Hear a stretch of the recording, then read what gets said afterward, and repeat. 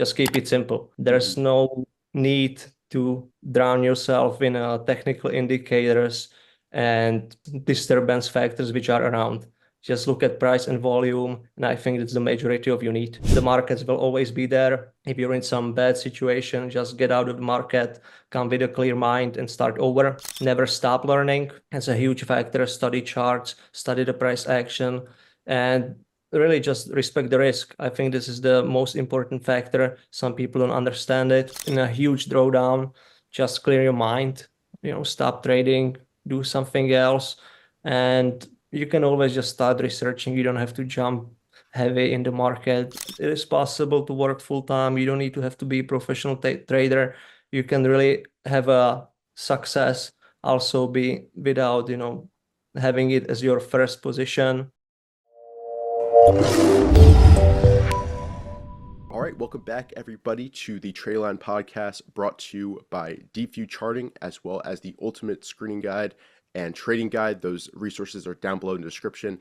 I'm your host, Richard Boglin, and joining us today is someone who I've really been looking forward to speaking with. We have Leos Mikulka, who is a top performer in this year's U.S. Investing Championship with a return of over 300%, just around halfway through the contest. We're really looking forward to diving into his process, setups, secrets, and also his journey and key learnings so far. So Leos, thank you so much for being here. And yeah, thank you for your time, and I'm looking forward to diving right in. Thanks for having me. It's an honor to be here. So, yeah, well, it's an honor to have you. Just to start with, I always like hearing about people's background, how they first got into trading, success, struggles early on, all of that. So would you mind kind of taking us from the very beginning? How did you first get interested in trading in the markets? Absolutely. I can maybe share a screen. I prepare Please. here a little presentation to show my journey so far. So just let me know if you see the screen. Yep, perfect. Awesome. So I'm hoping this will be helpful. Basically, I try to show the years that I've gone through, try to highlight some important key lessons and lessons that I learned so far.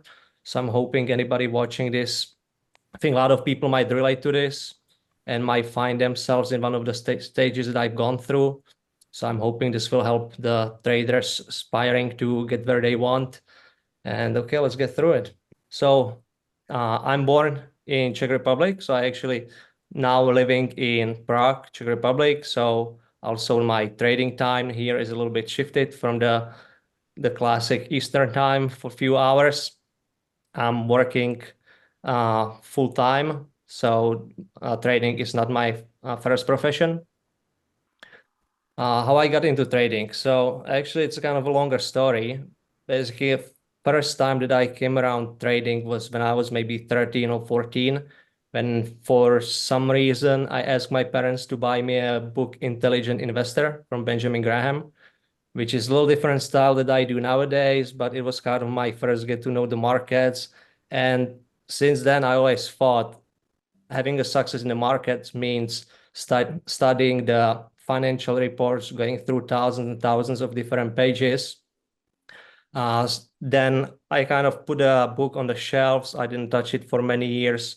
And then when I got into my first job, I came across IBD. I became a subscriber. I bought a book, How to Make Money in Stocks by Bill O'Neill. And I think this was the real start to my trading. I've been through a lot of ups and downs so far. And not to forget here, in 2020, joined Minervini Private Access, attended Master Trader program. Currently, I'm a member of Leafs Days Champion Team Trading. So if anybody watching this looking for any educational platforms, I must recommend this, that they're definitely worth taking part. Sorry, just to jump in, I'd be curious to hear about your kind of athletic career and how you feel like that's impacted your trading and your process. Absolutely. I think I've been competitive all my life, as you can see. I played ice hockey when I was younger. Actually, I'm still playing nowadays here in a beer league. I played football, and somehow I always put myself in a positions very last in line. I was a goalkeeper. I was defensive back. So there's always, when you screw up, it's similar like trading. Yeah. You make a mistake, there's nobody else to save you. So I think you might find a lot of the similarities in that. Yeah, and it's funny. I didn't realize, people were really interested in football too much, in the Czech Republic. So that's interesting in Yeah, I general. mean, Yeah. nowadays it's getting kind of more popular over here in Europe. So yeah, last years it was, if you look back 10 years, it was really nobody heard anything about football now, but nowadays also during Super Bowl, a lot of people watching and it's getting more and more here. Yeah, very cool. So if you look how I started, basically, uh, as I said, I was an IBD subscriber. I at the very beginnings did almost no screening and things like that. Basically, my only screener was IBD newspaper. I was going through IBD 50, big cap 20, sector leaders, all of those. And at that time, when I read the How to Make Money in Stocks first time, I understood one principle, which was a 7% stop rule.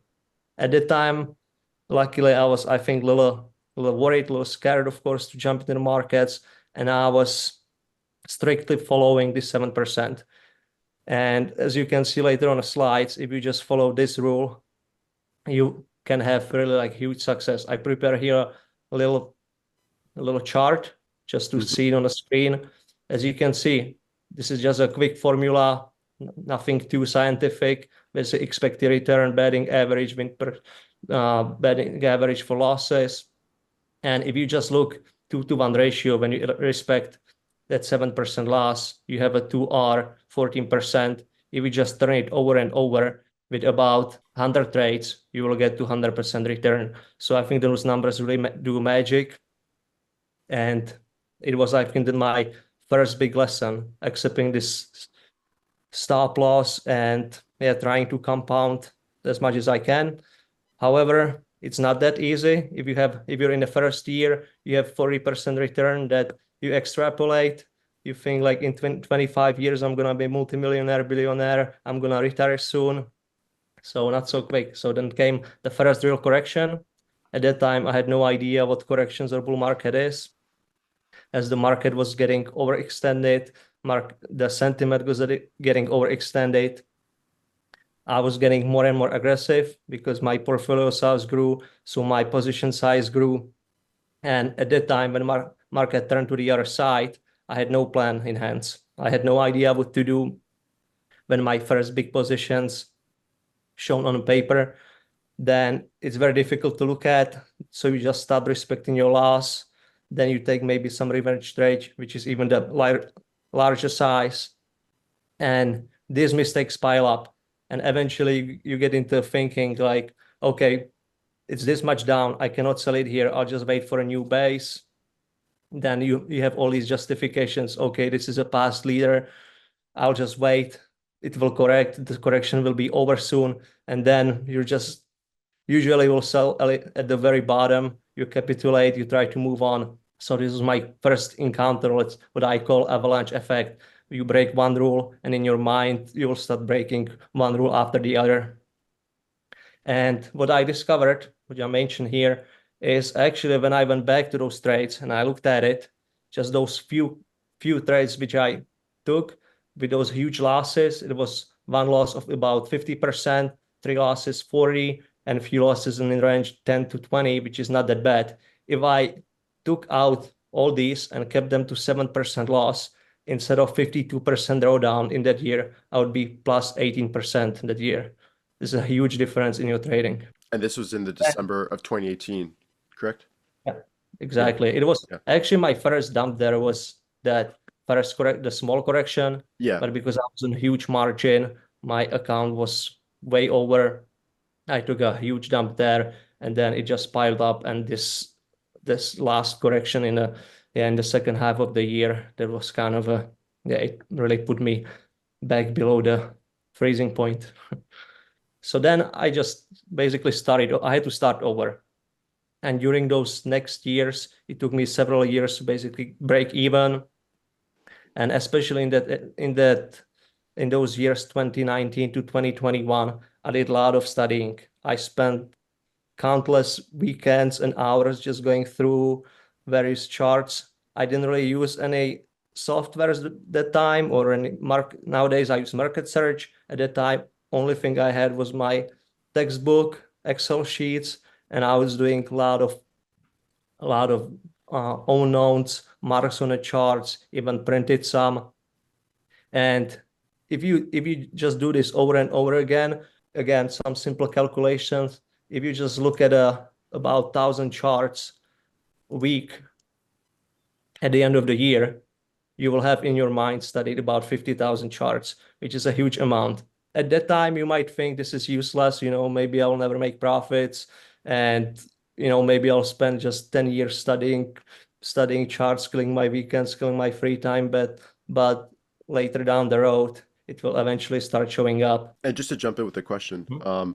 were these charts of winners? Were you just kind of going back in the past and looking at, what worked in the past? What were these charts that you were taking a look at and studying carefully? So basically, what I was doing, I was still, as I said, subscriber of IBD, and I was just grabbing all the symbols that I could find. Hmm. So I would do even the export into those Excel sheets, and I would create a list with over 1,000 names on it, and I would be maybe moving them in different categories. I would try somehow put the written notes, put them into different sections, how they act, are they losers, how the winners are acting, and all these various factors. Trying to measuring how the base looks, the depth of the base, the Hmm. volume action, price action, and all these factors that come in. Yeah, great. And I like the lessons learned here. Yeah, maybe one thing which I stole here from Pat Walker. If you see his videos, he always repeats it. Just keep it simple. Hmm. There's no need to drown yourself in technical indicators and these disturbance factors which are around. Just look at price and volume, and I think that's the majority of you need. Yeah, at the beginning, did you have a lot of other indicators on your charts like MACD, I was stochastics, trying. I was trying do everything? to to investigate various stuff. So I started, of course, with the simple stuff because Bill O'Neill and IBD classic. Okay, it must be picture perfect cup with handle, double bottom, saucer with handle, flat base, all these things. At that time, I didn't have an idea of what buying extended means, and buying in various other parts of the base, which I do nowadays, like what would you call cheats or pocket pivots, pullback buys, and all these things. Yeah. And I would move on to exactly as you're saying, RSI, MACD, but that would have no success. I would just revert to what was working before. There you go. And I really like the takeaways here on position sizing. Could you kind of walk us through the different points that you have here? Because I think position sizing is so, so important, especially as a beginner trader, you don't kind of realize how important Yeah. that is. It is one of the most important factors, I would say.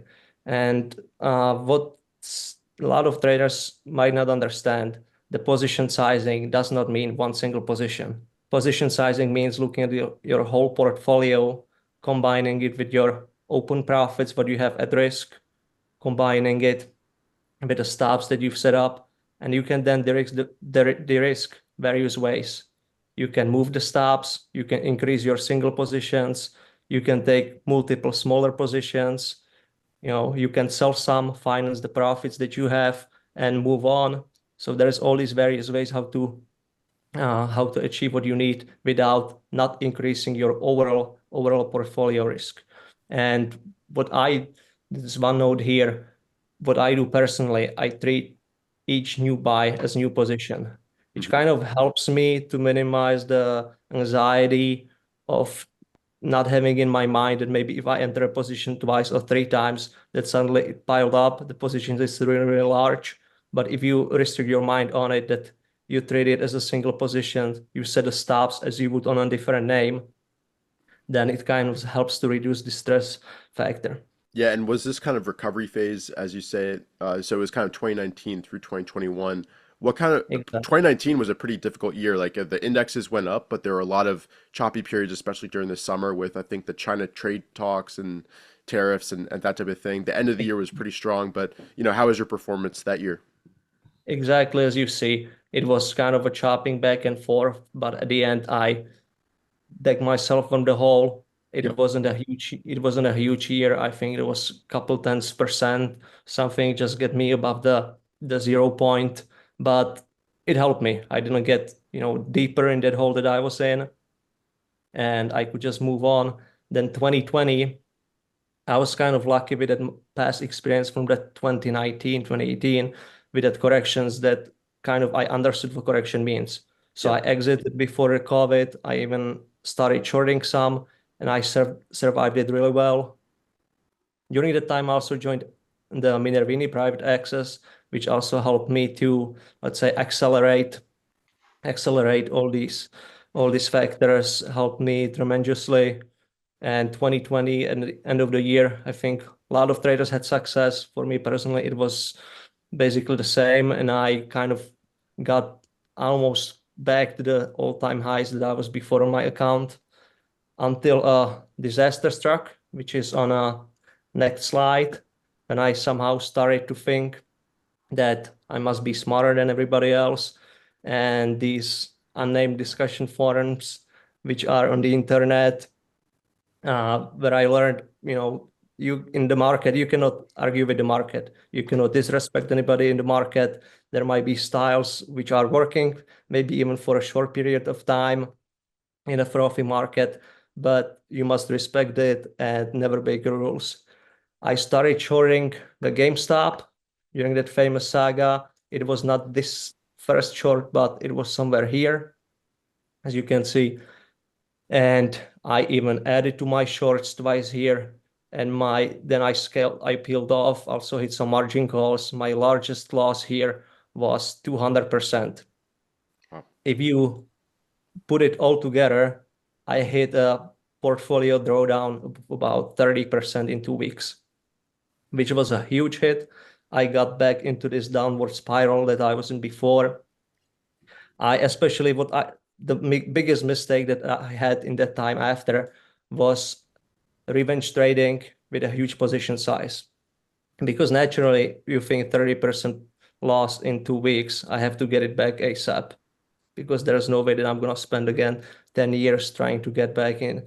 But this, unfortunately, it does not work this way. You have to start slowly, start getting back in. The gains will eventually start coming. So I piled up again these mistakes, was over trading extremely. When I plunged with these heavy positions, I didn't accept all the stops, and it got me back about, I would say 40% with the whole portfolio, which was somewhere again close to zero. So basically, I was in these years from 2016, 2017, I was wiped out basically twice. So then I had to really start over. And until now, so far so good, I must say. Basically, in that 2021, I even stopped for 2-3 weeks. I think that's also my advice for somebody struggling. The markets will always be there. If you're in some bad situation, just get out of the market, come with a clear mind and start over, and stick to your rules, because the gains will eventually come. You might peel off some small positions, but during the time, there might be 1, 2, 3 positions a year that will change your year for like mine. Unfortunately, you still have to respect all the rules that you have. For me personally, this month was a little bit more drawdown than I wished. It started with a 8% position drawdown. Then, as I will show you later on the charts, there was one oversized positions which I did not handle very well. Then my few positions got hit as well. There was a little bit loss on smaller positions, what I call the death by 1,000 cuts. And currently I'm sitting month to date with about 20% loss.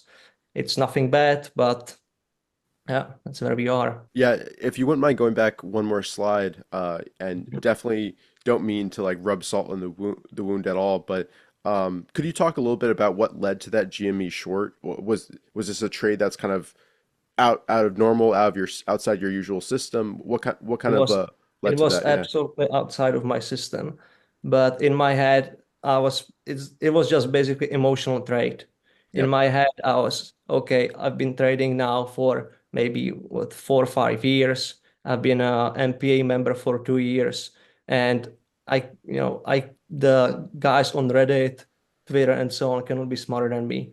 They are jumping into names which has no fundamental or technical reason behind it. It will eventually come down. but the losses can stay there longer than you can stay solvent. And again, it was a similar situation like before. You start selling when you're at the very top of your drawdown, you just capitulate and you have to move on. Yeah. And just, looking at this overall journey, like you said, I think so many people watching this can relate to this.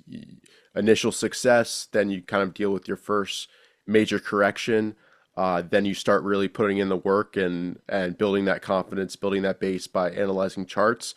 And then there's still, especially in the markets right after that, there's still going to be points where you're going to experience a bigger drawdown than you feel, and there's going to be setbacks along the way. But sticking with it as you did, and then I think 2022, as you mentioned, finishing that year with a 5%, pretty much flat up 5%.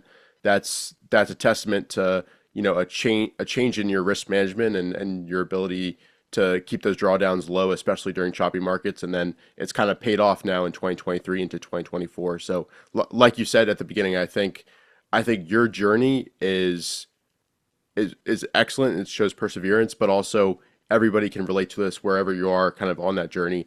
So definitely appreciate you sharing this and being vulnerable like that. Yeah. Thank you. Yeah, of course.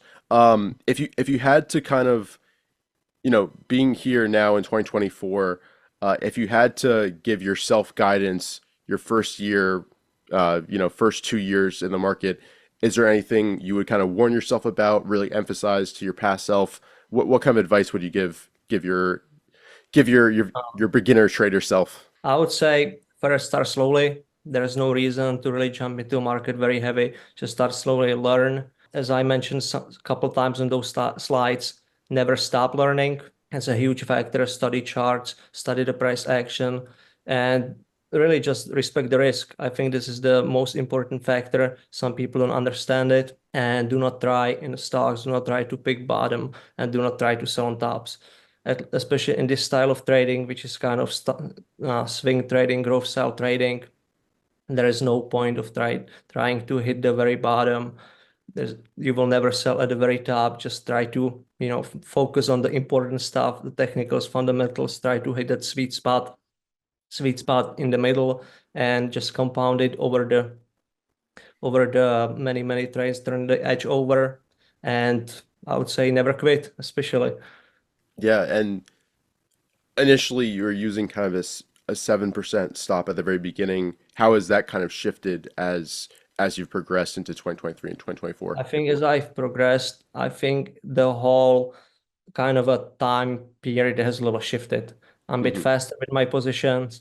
It also think comes with more confidence in taking uh, heavier positions, heavier in meaning in a percentage to my whole portfolio. So my standard position size is about 20 to 25%.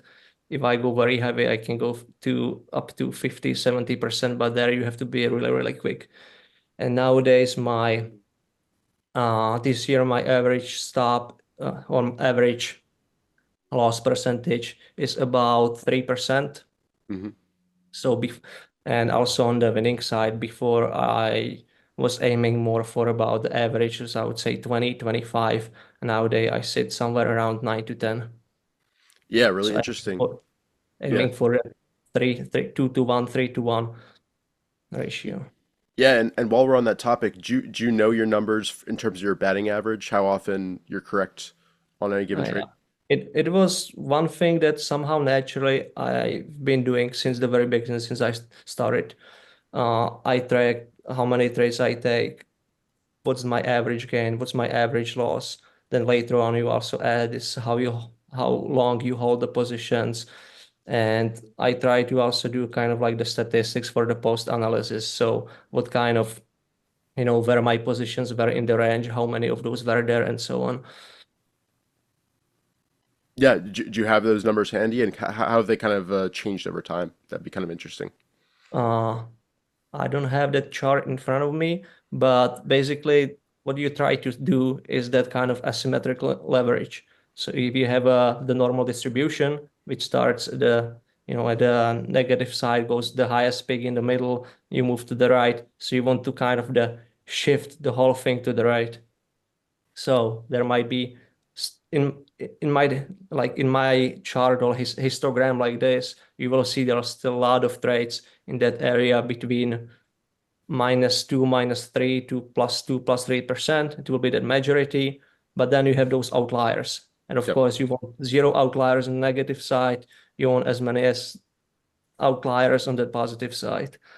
So, Yeah. I think maybe a lot of people then might think also, 3% loss. Uh, how is it possible? But also they don't realize, for example, was it March, April, I did a lot of trading and I took a lot of, like, it's basically quarter of my total trades, which I was spilling off very quick. And they're exactly in that positions of gains from 0 to 2%. So Hmm. when something was started going against me, I would just sell it, reduce it, and keep it in that similar radius. Yeah, great. And I also want to hear kind of your story in terms of entering the U.S. Investing Championship, kind of how you made the decision to enter. Was it kind of as being a competitive person with a athletic background, was it kind of that need to put yourself against others again? Yeah, talk me through that decision to join and kind of how that's impacted things and impacted your journey. I would say maybe indirectly also that athlete background played a role, Hmm. but I think it was mostly try to show people that it is possible to work full time. You don't need to have to be a professional trader. You can really have a success also be without, having it as your first position. And I think always actions speak louder than words. So for me also to, make some statements and try to be helpful, it's better to first show it than Hmm. just, start putting random tweets and so trying to also make somehow name for myself. And also the second factor is maybe just prove to myself that somehow I belong in this trading community and that I can do it. Yeah, perfect. And kind of shifting a little bit now to your system. Obviously, we saw kind of your big inspirations, Mark Minervini, Leif as well. How would you kind of describe your overall style, and from a very high level, what are you kind of trying to accomplish in the markets, and what kind of stocks are you focused on? My style I would characterize as a swing growth trading, where, as I said before, I aim somewhere. My average holding period for winners is about 20 days, and for losers is about maybe around 5 days. However, what I do often is if I have some profits, I peel some off, I try to backstop it and somehow the free roll the profits. And in that way, you can also hit some big winners, even though maybe on a little more reduced positions that I would want. But I'm not a long-term investor. I'm holding for these shorter periods of time and I try to turn the edge over. Yeah, perfect. And how much of your process is kind of technical versus fundamental in nature, if you had to kind of give a percentage on it? I wouldn't necessarily say percentage-wise, but it's more first I look at technicals. This is the major factor for me. But then if the name also has fundamentals, I'll be maybe more leaning on holding the position longer.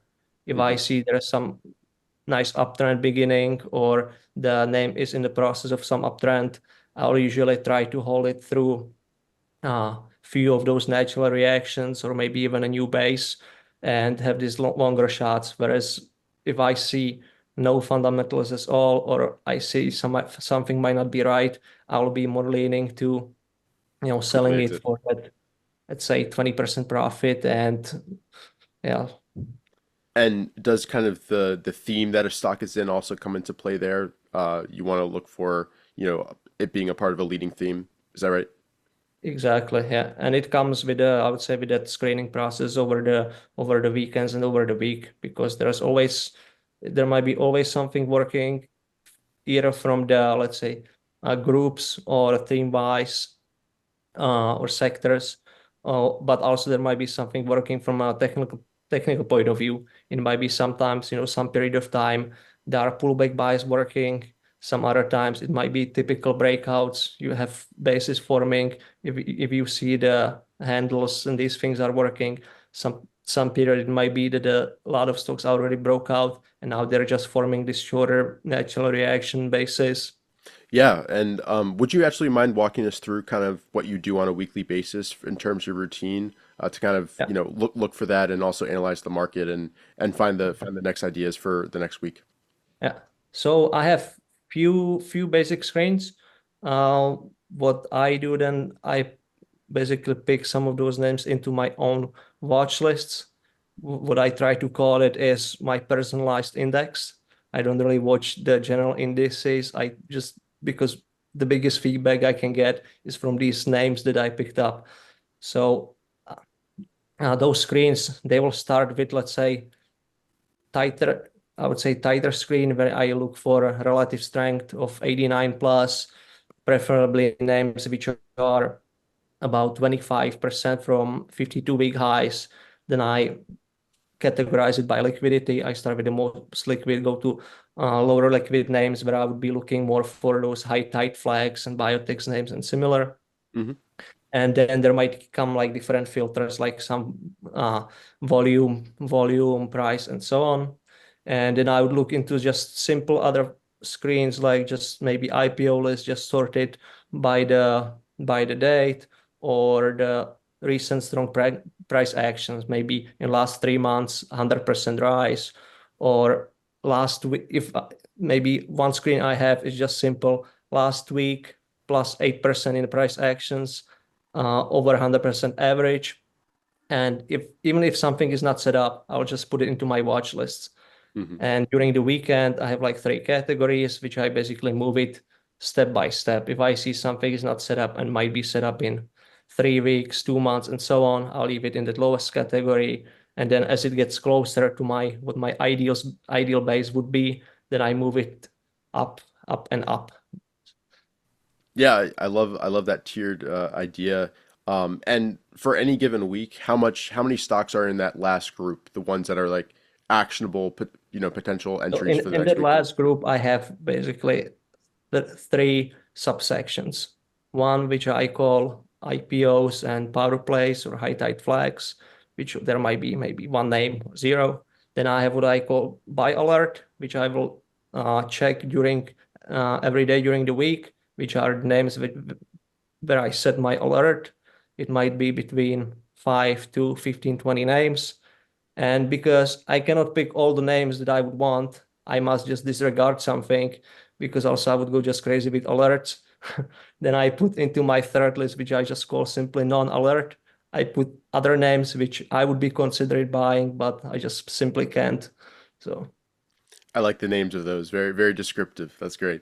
Um, Yeah, perfect. I'd love to kind of dive a little bit now into, talking about an individual trade and kind of the setups that you prefer to use. And feel yeah, free, I know if you want to share your screen to kind of share some examples, yeah, that'd be great. But yeah, if you could walk us through maybe a few trades, the setups that you like to use, your ideal buy points, I think that'd be great. absolutely. So maybe what I'll start with is actually it was the second trade that I took in when I started trading. I think it characterized quite well what I'm doing currently. Hmm. So it was this name Weibo. At that Hmm. time, it was talked about as a Twitter of China, and it came on my screen, and I was buying it from this perfect base on 6th April. Only downside is here nowadays. I would probably not be willing to take it so much here because I prefer names which are in some continuous uptrend, at least for some time. So nowadays I would be more looking for this kind of areas here. But Hmm. as you can see, this meets all the characteristics that I'm looking for. There's some base forming with some further rise into these overhead supplies. The volume starts drying up, the supply Hmm. is drying up, the price holds, and then you have an explosive breakout on the volume. There's basically no checkbacks, the name holds. So for me, nowadays, what I do with the risks, I would set it here somewhere very close to that, the technical areas, like those moving averages, low of the chart patterns, and then I can slowly de-risk the trade, move the stops. And here, basically, I did that Then, of course, as I said, my first year I was a little scared to stay in the names longer, so I exited all the way here for about 20%, I think. Then I jumped back here, and here I was very quick to sell it for just like 5%.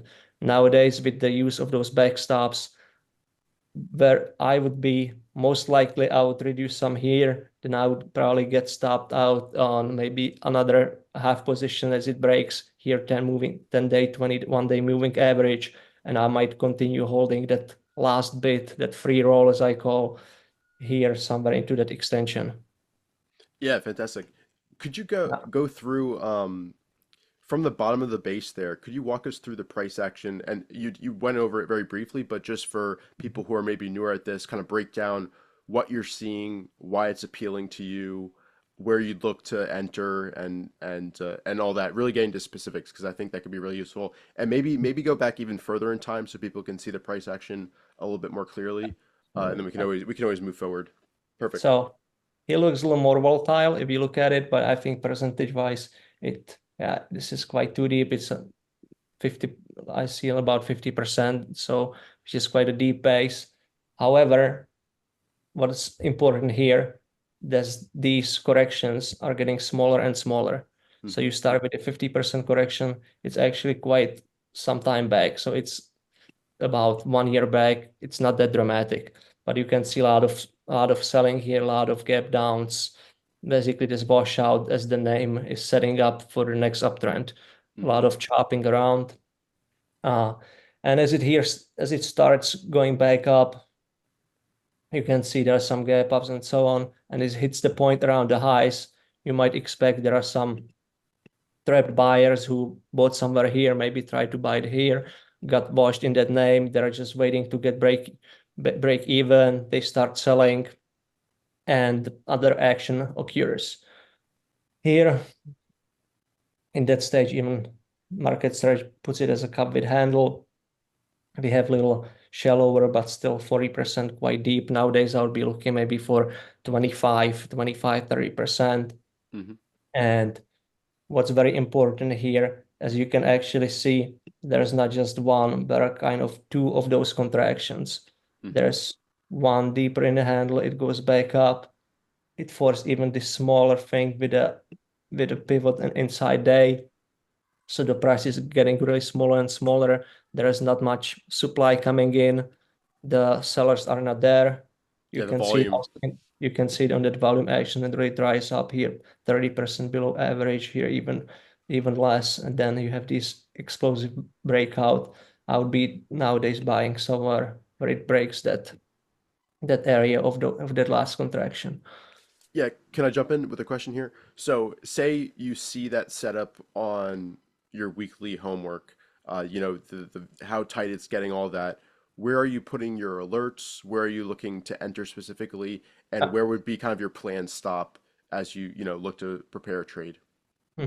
So I think if I start from that, let's say the lowest watch list that I have, maybe it might even come up somewhere in that area, because see a Power lot off of the bottom. pairs. I would expect maybe uh, some explosive weekly price action. So I might just put it in some, let's say, yeah, a little higher watch list, and it's basically on the weekends watching what it's doing. And somewhere here, I would really start putting it high in that category. Right. And since I'm also working full time, I cannot just sit in front of the screen whole day. So I'm setting alerts if I really have to. If I know maybe I'll be working long hours and I don't have time to watch the market out, I might even set some buy stop limit orders. I use limit because you don't want the name to gap up and then your risk is out of window. Yeah. But usually I would just set alert, maybe two alerts, some a little below the breakout point. So as during intraday, as the volume starts coming in, you can see that something's happening. On that second alert, you can just buy the name. And is your alert point, are you looking at the top of that inside day or the day before that there? I would be looking somewhere here the day Right there. before that. As it Gotcha. goes, as you can see there, if we would zoom in even more, then it might be this kind of line here. Yep. Perfect. Yeah, and looking at this base, I mean, like I said, this really textbook. First, you've got this like big weekly level that you pointed out, 20.56. But then this latest base, as you mentioned, I really like how you pointed out it's shallower than the previous base, and you have just kind of that power off the bottom where you've got the gap ups, you've got higher volume coming in than the decline on the left-hand side. Yeah, so this is really textbook. You mentioned that you'd be more looking for the base after this initial breakout. Can Exactly, you? because Yeah, go yeah, ahead, please. if you look at let's say we zoom ahead a little bit, if you look at that vehicle action, you can say here we're still at this very not even a uptrend yet. We're Right. still basically in this stage one area, and we just established the uptrend somewhere here. So I would be more inclined to be looking in the name somewhere here when I have a assurance that there's something going on with the name that is on some upside trajectory.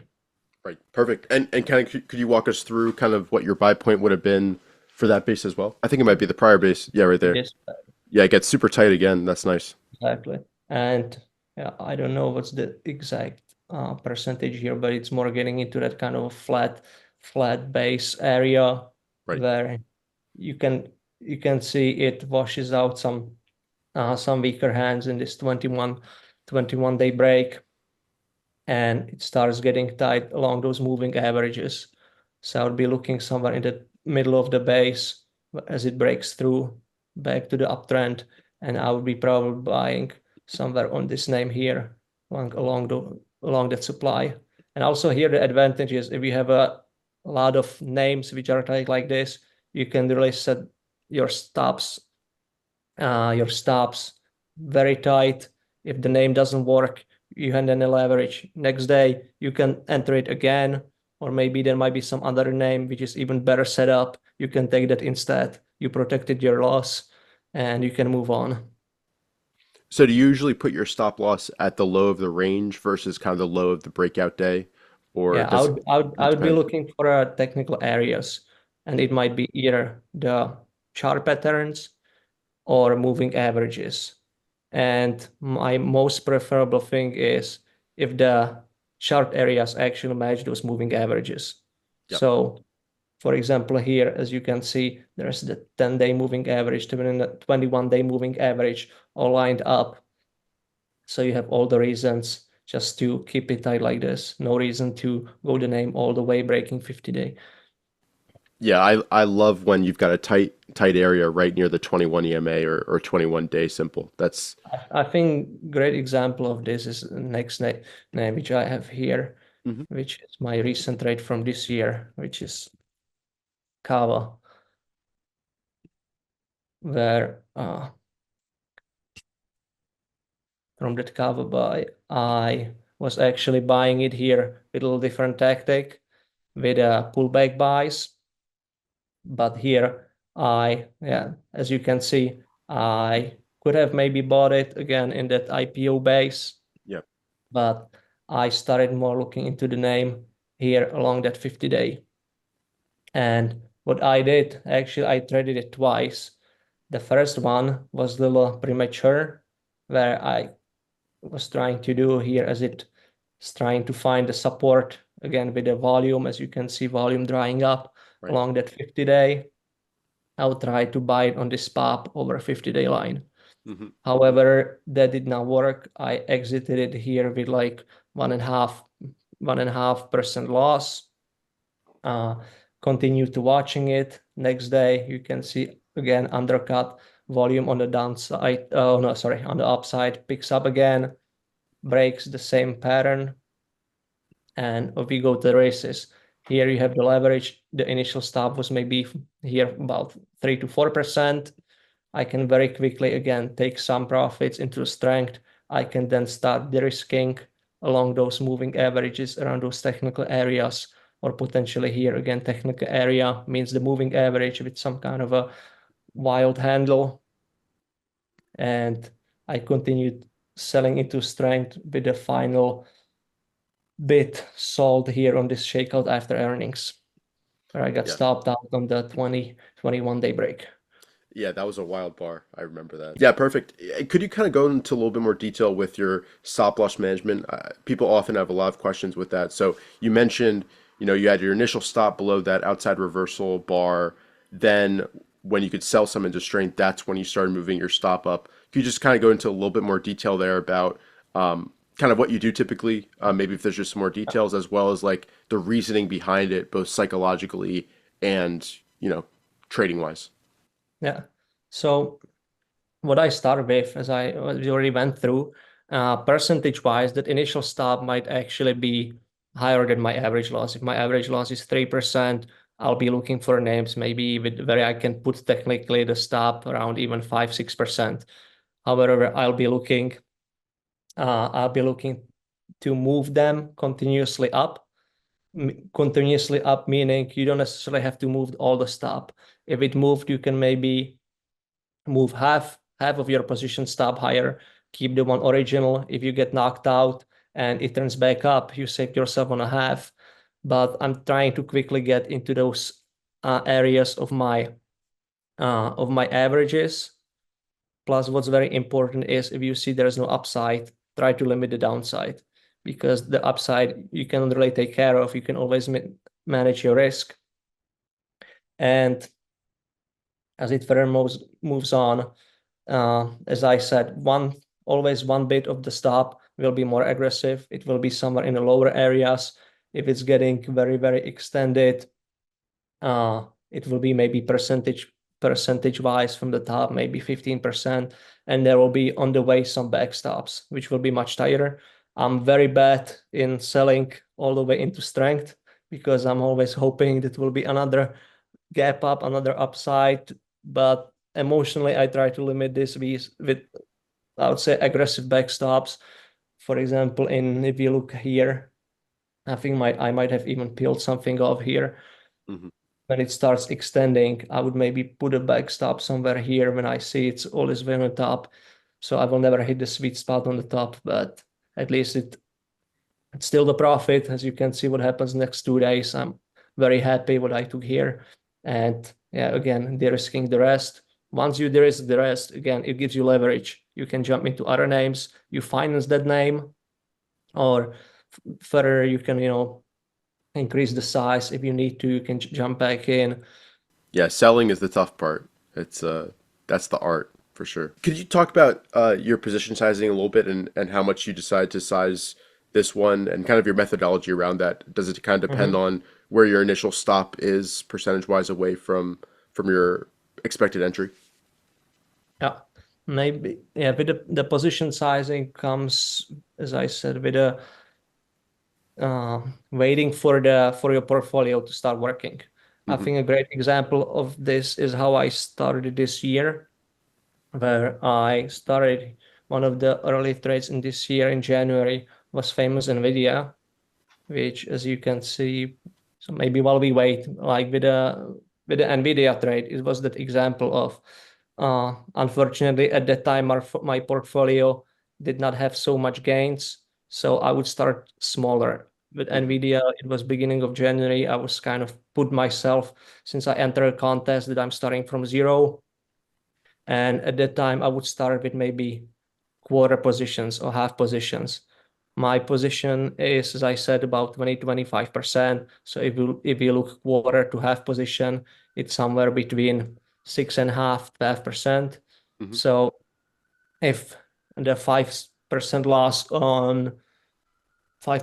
of quarter position is what about 1.5% of your portfolio. So this way you're minimizing the risk on your overall exposure. And as the names start working, you can increase the size, you can add to the names, you can take high, larger positions on the further names that it starts working.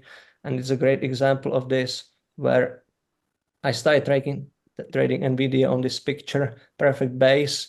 As we went through, we can, Yeah, this is a great base. yeah, perfect base, double bottom, contractions along the overhead supply levels with, again, further, let's say, mini double bottom here and a powerful breakout. Where was your And pivot with this trade? I started trading it somewhere here as it Hmm. broke around this.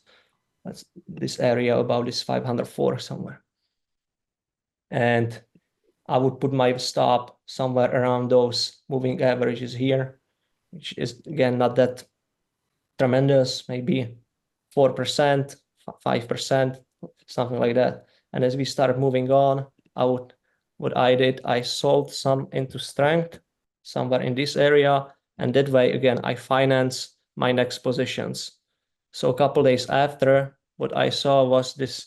I saw when we talk about themes at that time, what was a bit strange was Japanese names starting working a lot. Usually I don't trade these ADRs, but there was this lower RS bank name, which was set up, even though a bit wild as it trades overnight, a bit wild on this. As you can see, pretty nice base too. And here I would be entering again in this very nice handle. And here instead of, if my NVIDIA was about 30% position, here I would be increasing maybe to double.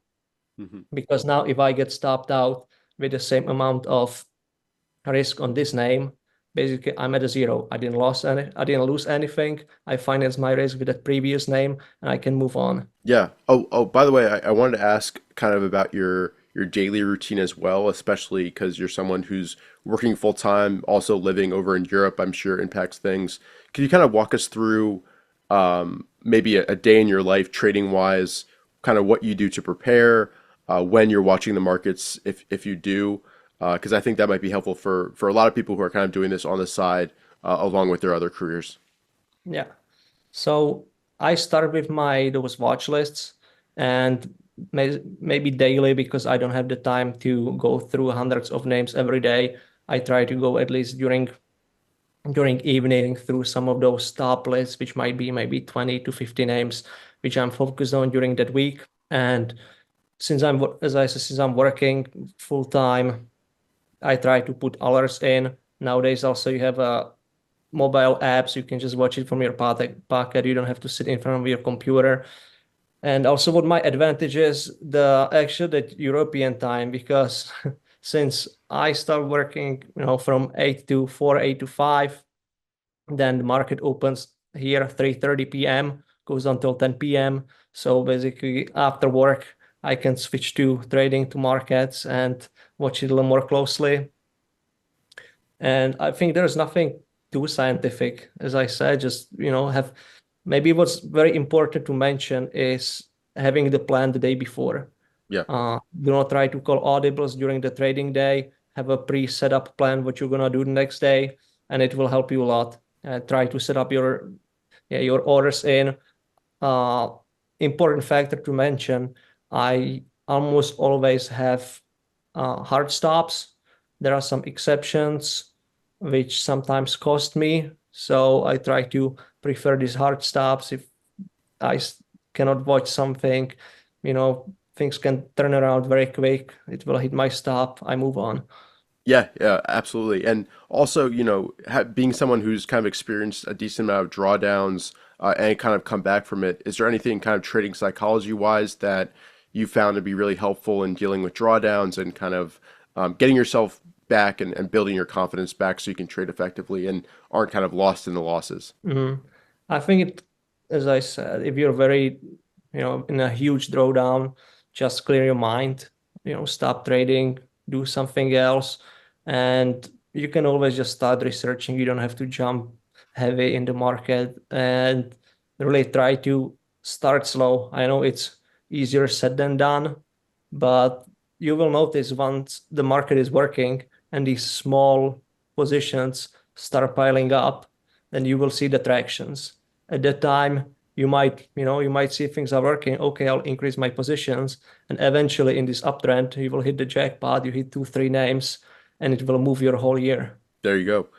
And did you want to go through any other trades? I understand I kind of switch topics there, but were there any other charts that you want to go through? I'm happy to kind of walk through those with you. I can also maybe show here. Maybe what might be interested to sometimes handling quickly the large size, Yeah, that'd be both great. both on the downside and upside. So maybe we can start with what I have here, the one winning trade, which was AVGO, Hmm. which I was looking at here. I saw here this undercut of 50-day line, jumped back in on quite, oh, sorry, I'm a bit too ahead. Over here, the 50-day break started getting tight here in that area. And as you can see here that, again, this overhead supply here, like in the middle of the base, you can see there are not many red bars over the top. Here, I started trading. I was pretty heavy. I think it was about 50% position here. What I did, I sold half right into this top of the base where I expected it might form some kind of handle, high handle, something like that. And it, as you can see, it did not work. I did not wait all the time here. As I could see here, something was not right. The volume was not continuing. It was not bouncing. This little mini outside is a little bit suspicious. You can see the earnings are coming in 1 week. So it might be that just the name is just waiting for earnings. And I got off here with my total gain was maybe about, I think, 4%. But if you would say, if you normalize it to a full position, it was double position. So it's kind of 8%. Right. Nothing too perfect looking at the earnings, but who could have known? Yeah, you can't expect that. So Exactly. Then here I have one where I got around that factor where I got around the break even. It was the Booz Allen where I started. I bought it here. Again, very similar.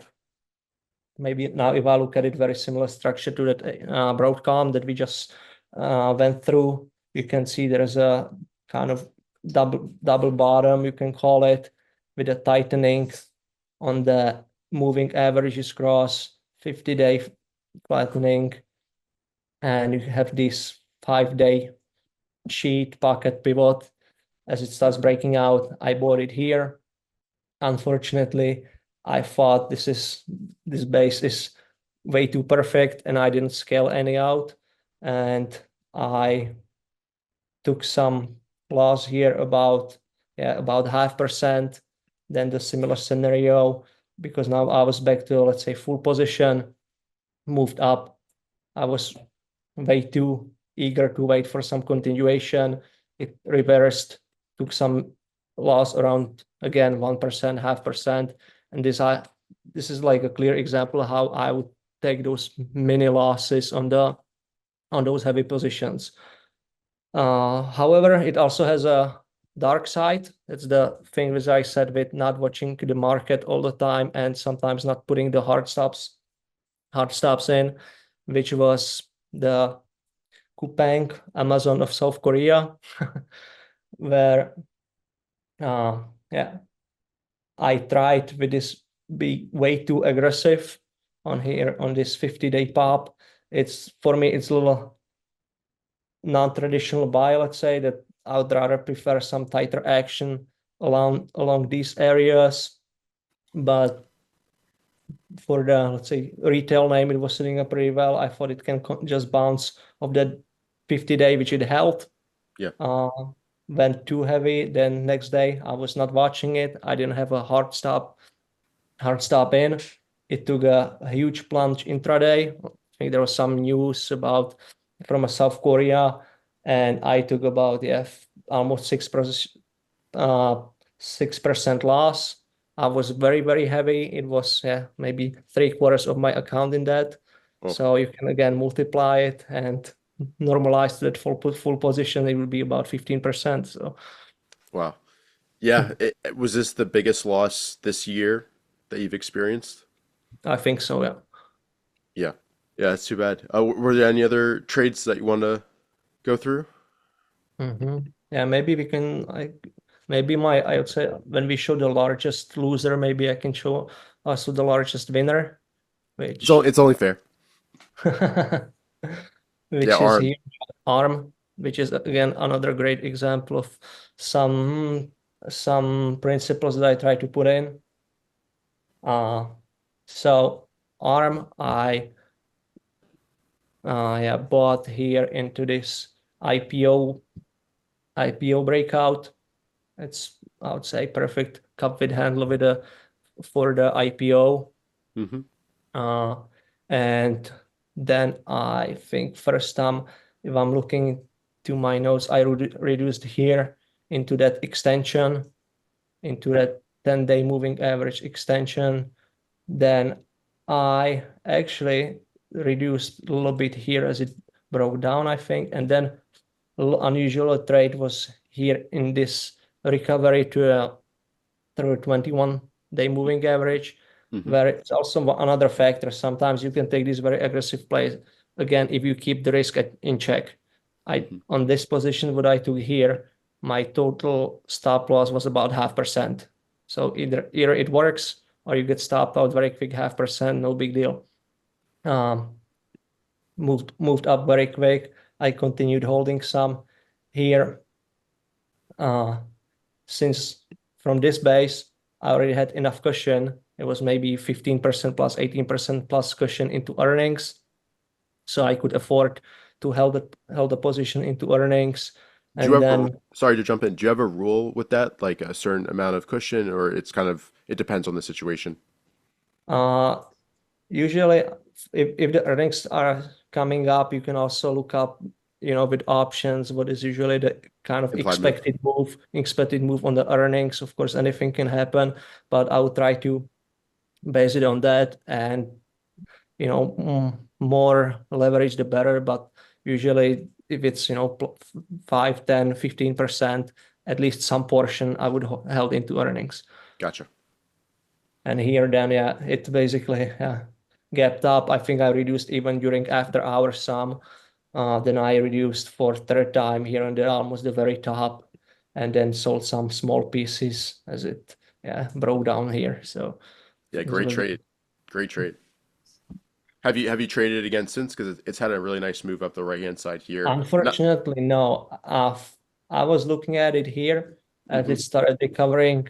However, I thought it's too V-shaped, stuck below 50-day.